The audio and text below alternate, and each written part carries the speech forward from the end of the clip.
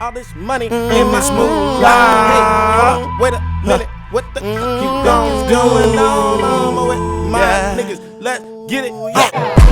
Arthritis in my arm, my niggas, so I ain't tryna wait a flash. But I will grab that. Words always Davion seen in the back with another video. If you new, hit that like and that subscribe button. We're gonna get right into this video. Power Book 3, Raising Kanan, the season finale. We finna get right into it. Now we open up the episode with Marvin killing Sam, and just like that, he got exactly what he deserved because he should have took his ass on that bus and went somewhere and got clean with all that breach in his pocket.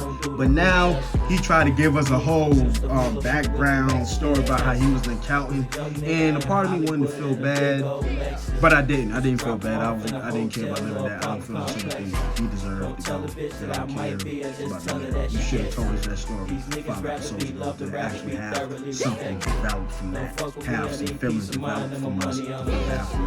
But we did. We already let them out. So I don't care. So now we go off. So now we move to the next scene where Unique and Rock are having a conversation, and she wants to just feel the temperature. Like, yo, how I know you ain't set me up and got me lined up with the Italian? And yo, Unique just starts spitting game, just trying to shoot his shot, trying to get all up in her, get racist, talking about, you know, always been feeling you, this and that. And he came in like a smooth criminal. Now, if you watch season 1, obviously, if you didn't watch season 1, you should watch whatever the fuck happened. But anyway, if you watch season 1, you can always tell that Unique was always flirty with Rock. Except for that episode where he was like, I want him fucking dead! Oh, everyone, this nigga's the fuck! I want him dead! Except for that one, she had pissed him off. But you can tell that he had forgotten her. And he wants to, you know, be an item with her. Now, just imagine if Unique and Rock would be just one, just like become a couple. I mean, they would be a force. Yo, they would be a force too. You can't even reckon with them. You can't rock with them. You can't with them two. They damn near the same. You know what I'm saying?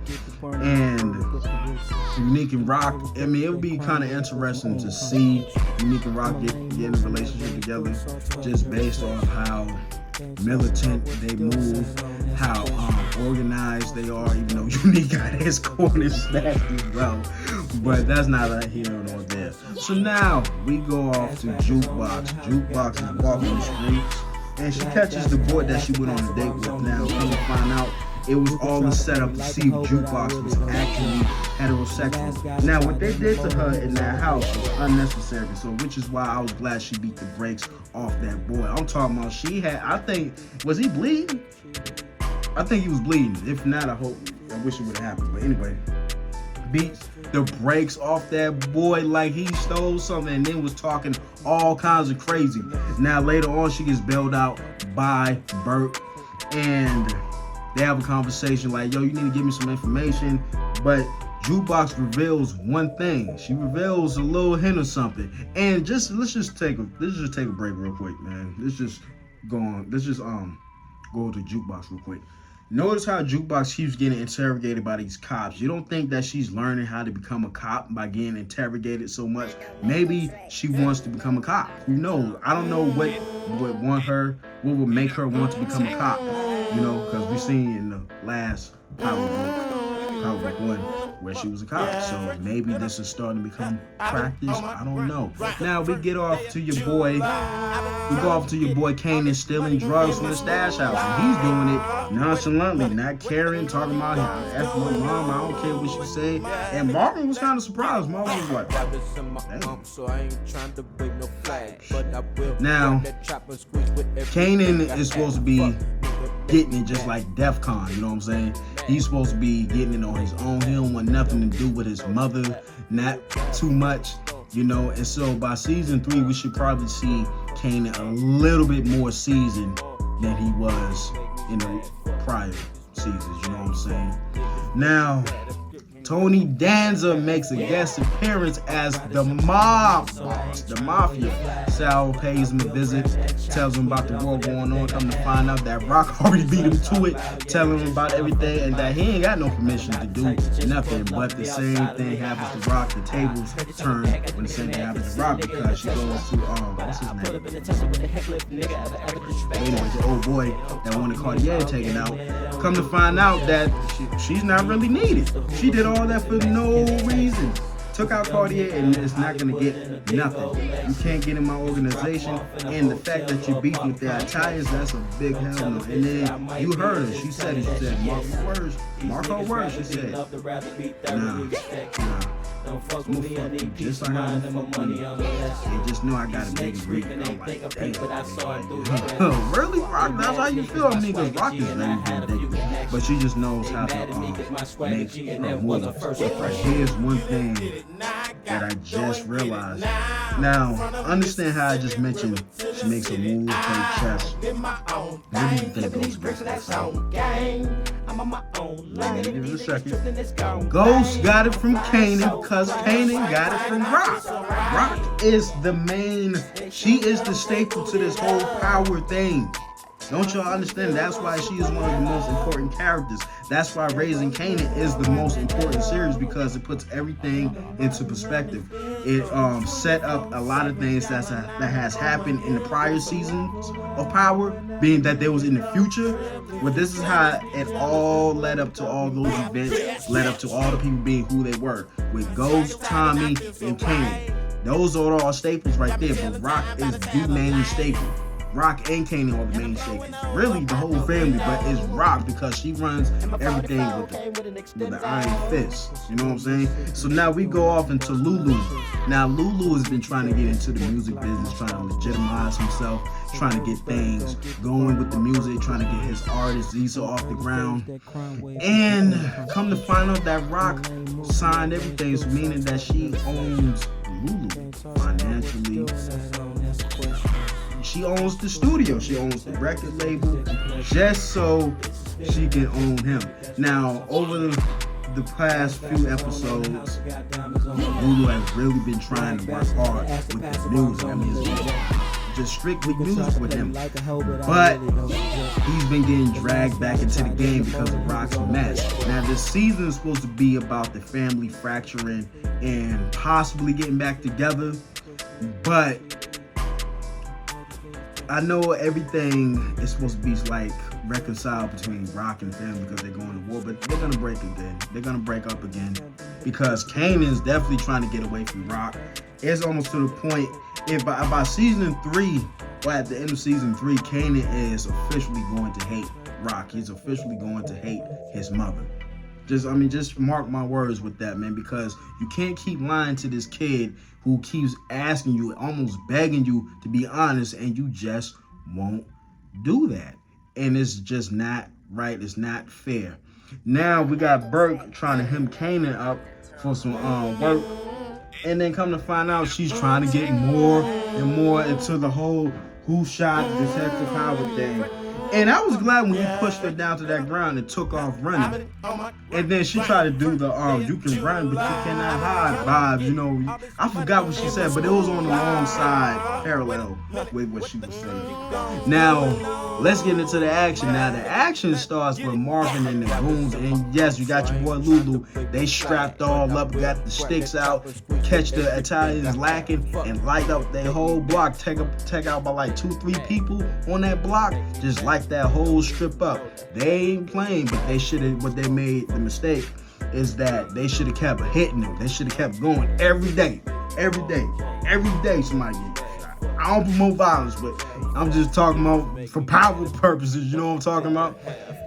Let's talk about what happened towards the end. But before we get into that, let's talk about the reconciliation between Jukebox and Marvin. Now, halfway towards the season, towards the end of the season, we've really been seeing some character development with Marvin. Marvin's trying to be the best father that he can be, but not only the best father that he can be, the best person that he can be. Hence why he gave Sam a chance to leave town.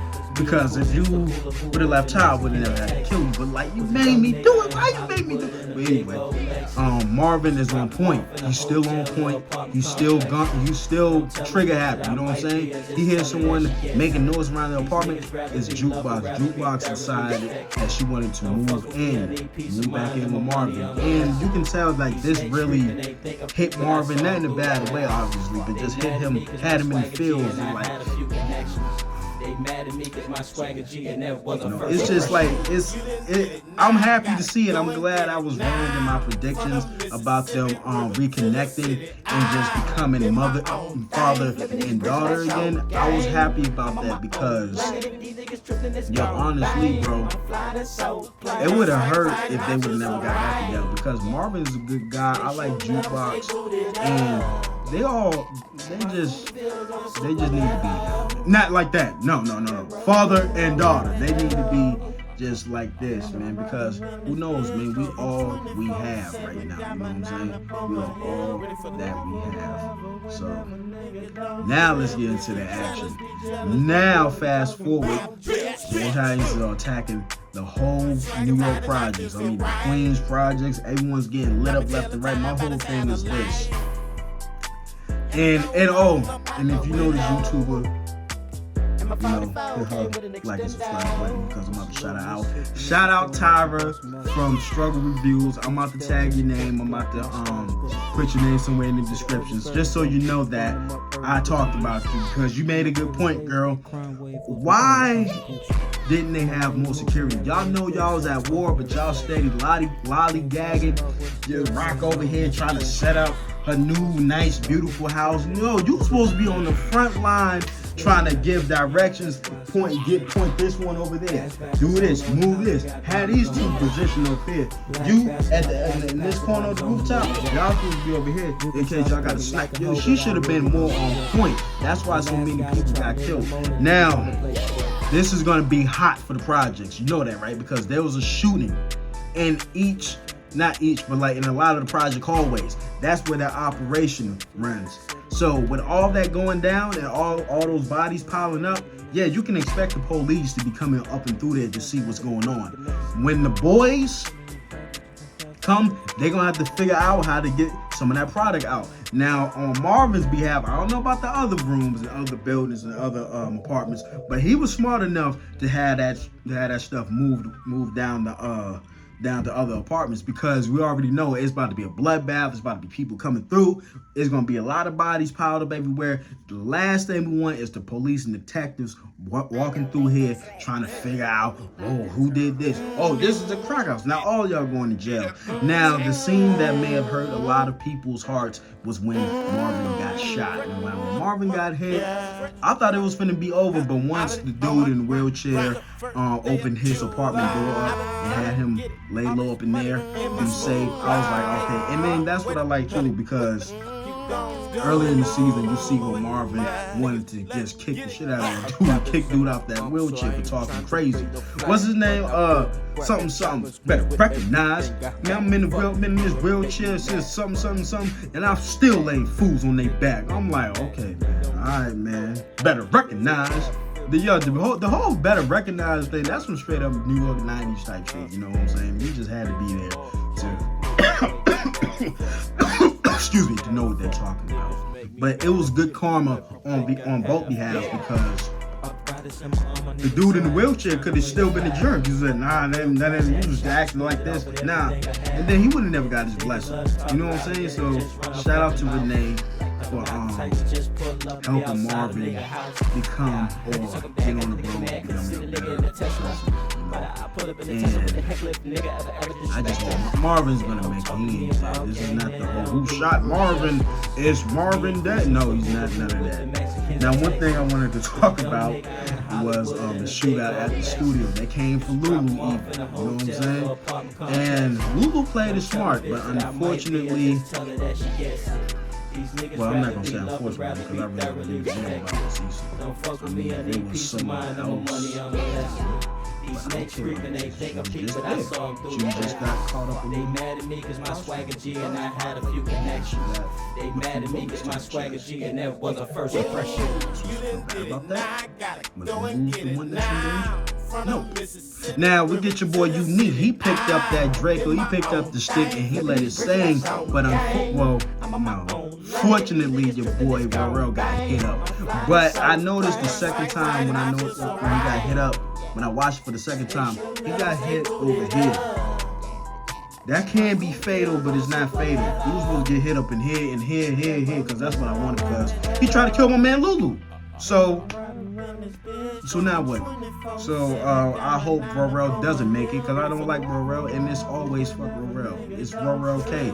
So you already know what the vibes is with that. Now this whole shootout thing is going crazy. People's bodies are dropping left and right. Now keep in mind now that some of them Italians in the projects was getting dropped too. It wasn't no just, oh yeah, y'all just shot up. Nah, it was a war going on. So now we go to the final scene where Rock is at her house all alone. Her security is dead, and then it came through blasting. But before that, we get your girl Kenya. Now a lot of y'all is divided. Some of y'all may be like, oh, Kenya, you know, that's sad about Jukebox's mother, or y'all may be happy that she's gone.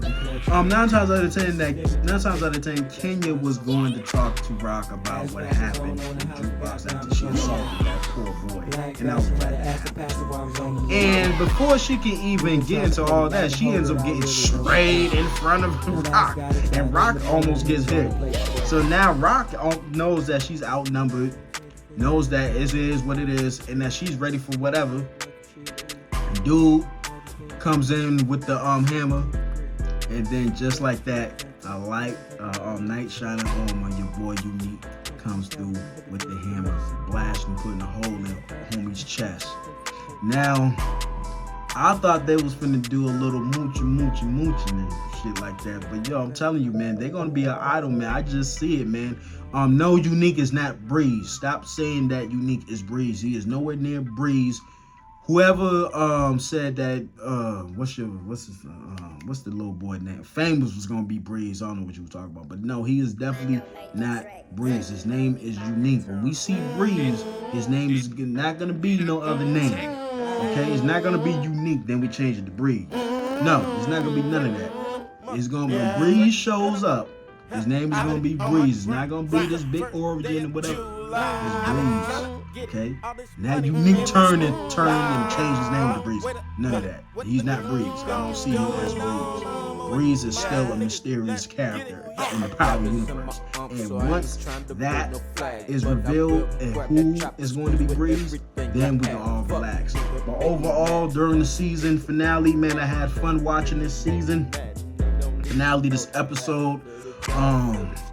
I noticed that Kanan was more like a side character in this season. There wasn't really much about Kanan being raised. It was much about family breaking apart, and you know, just it was a lot about that, family breaking apart, fractures, and just being in higher stakes. It was mainly about Rock and her selfishness, and that's going to catch up. It's going to take a toll on the family.